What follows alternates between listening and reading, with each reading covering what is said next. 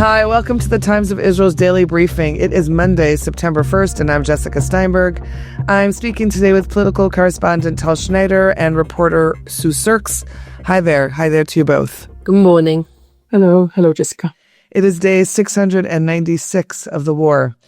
It is also the first day of school in Israel, and high school student protesters called on fellow students last night to wear yellow shirts for the hostages today rather than the traditional white often worn by some students. Israel's security cabinet met last night but focused on expanding military operations in Gaza. We will discuss that, as well as U.S. President Donald Trump considering a plan to put the Gaza Strip under a U.S.-led trusteeship. We'll also talk about the persistent socioeconomic gaps between school children in Israel, revealed in two recent surveys, and the storied Nahal military group, which will start volunteering in the Gaza border communities and the north starting this month. Stay with us.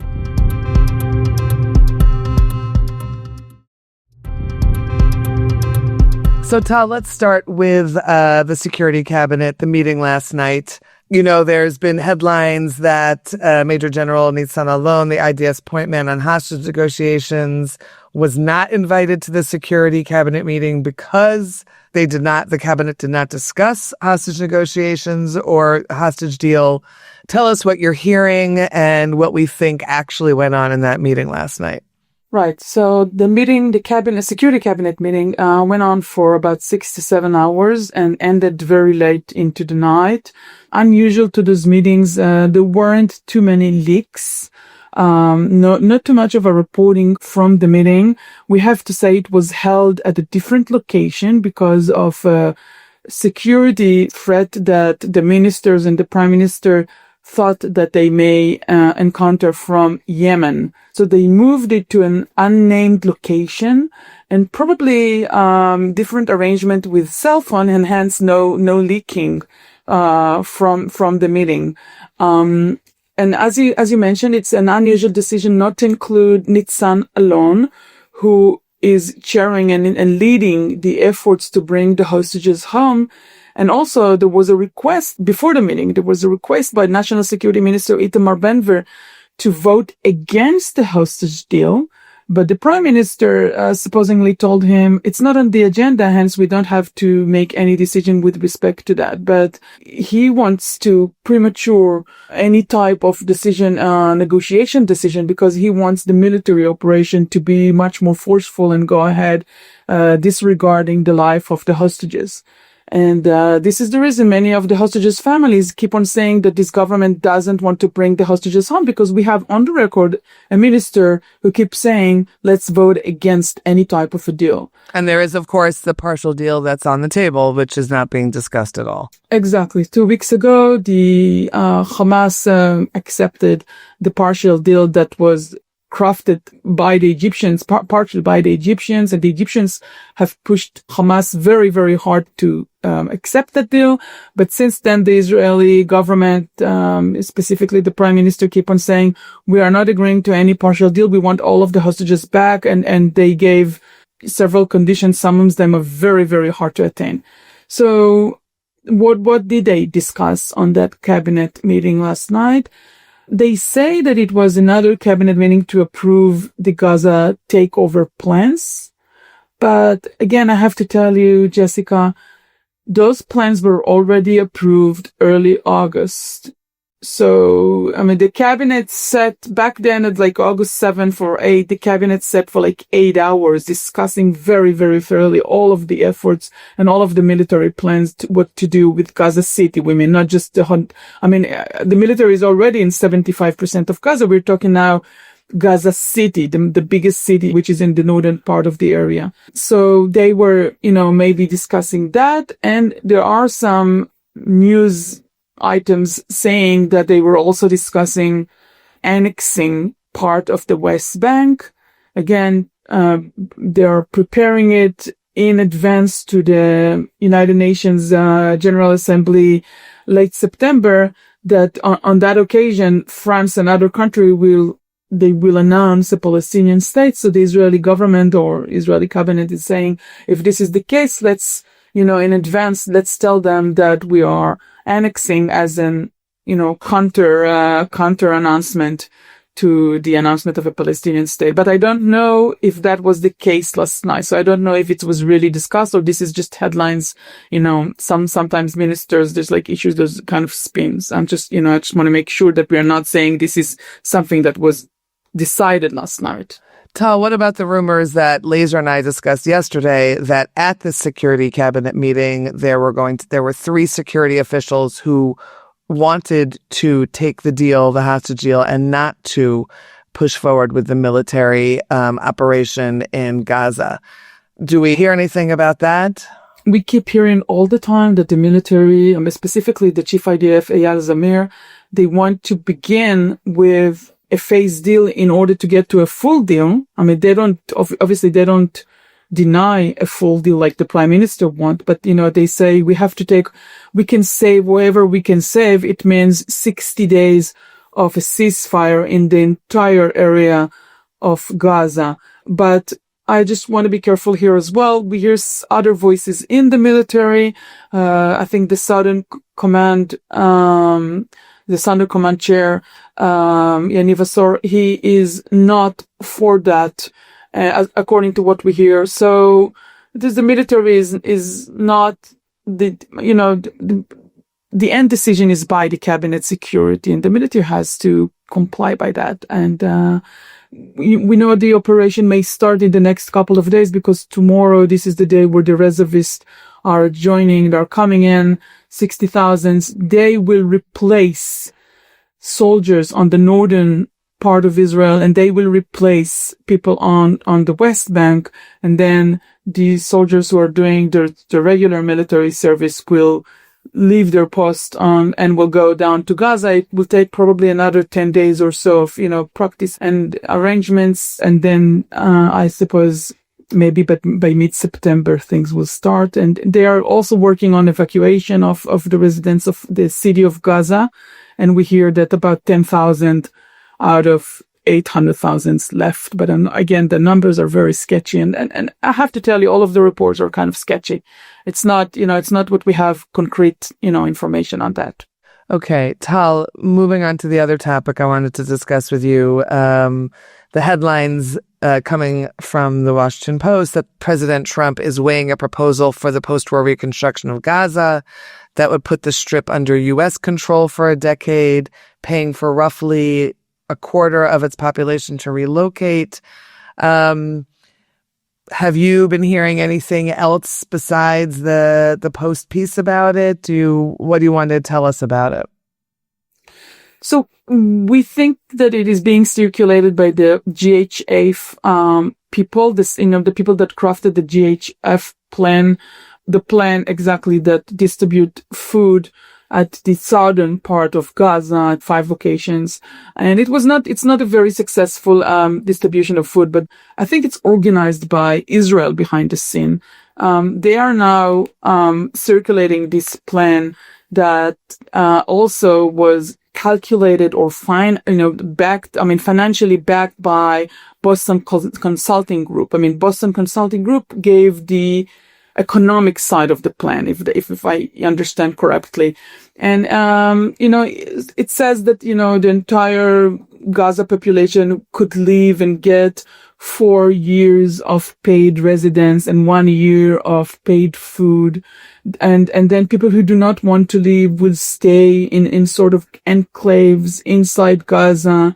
And then, there would be a reconstruction, headed by private firms and private funds, and the U.S. administration will not pour money into that. And the so-called custody of Gaza will be in American hands.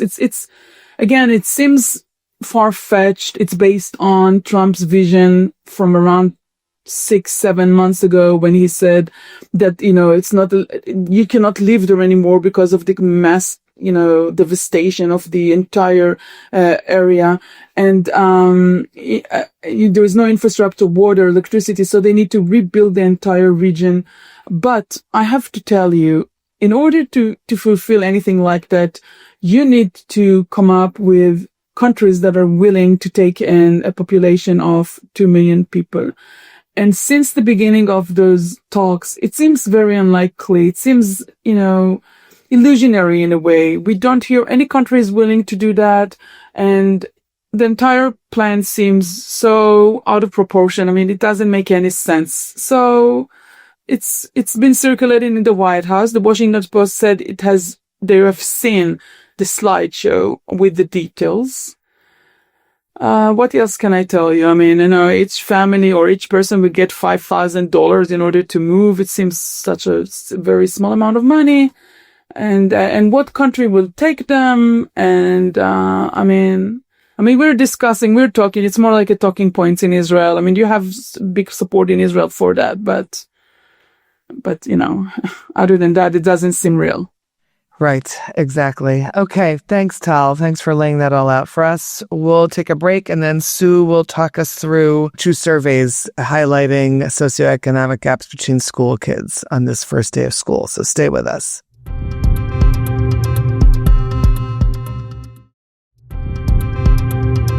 Okay, Sue, so your piece about these surveys in the run-up to the new school year, one of the quotes that you had really stood out for me. Quote, "The child's lunchbox has become a mirror of Israel's economic reality." So basically, school children, these socioeconomic gaps, what does it mean? What kind of food do they bring from home?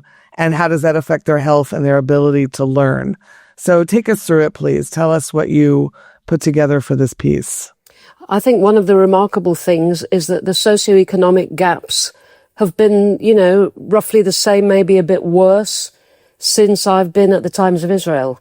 We routinely hear every year that 25% of Israeli children are poor and food insecure, and nothing changes. So there were 2 surveys. One was a week ago, one was yesterday. The one a week ago was carried out by Latet, which is they're both large umbrella organizations for lots of smaller NGOs. And the Latet figures were put together by the research team on the basis of all sorts of reports from the Central Bureau of Statistics and the National Insurance Institute, not the most up-to-date, but the most up-to-date that there are. And the things that I really found most striking in the Latet survey was that 2/3 of families on state support were or are unable to afford all basic school equipment and textbooks.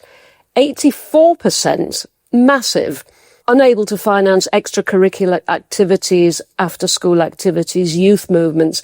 Now, I have to say, I suspect that the 3 of us on this call, we all have children. We've all sent them to what are called chugim, which is after-school activities. In Israel, in elementary school, you're picking them up at 1 or 2, and then they've got the whole afternoon to do, music lessons and sports activities, youth movements and so forth.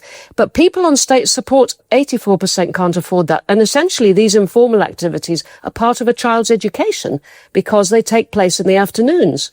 And the other figure that I also really knocked me was that nearly 2/3, 61%, don't have a computer at home on which children can study. So think of the disadvantage that puts them at.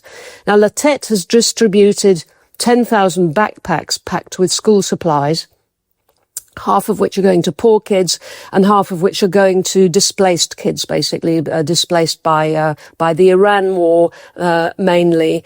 And they reckon that 600 kids, I would have thought it was a lot more, will not be studying in their regular school locations this year. So that was depressing. And then the second report, which was published yesterday, was from Leket Israel, which is the National Food Bank. And they looked at the food that kids take for the mid-morning snack, Aruchat Esel. And they found that 35%, 1/3 of parents, avoided certain foods because of cost, that 1 in 5 avoided certain healthy things because of cost. That went up to 30% with below average income families. And just over half of low income families were able to afford including some kind of vegetable.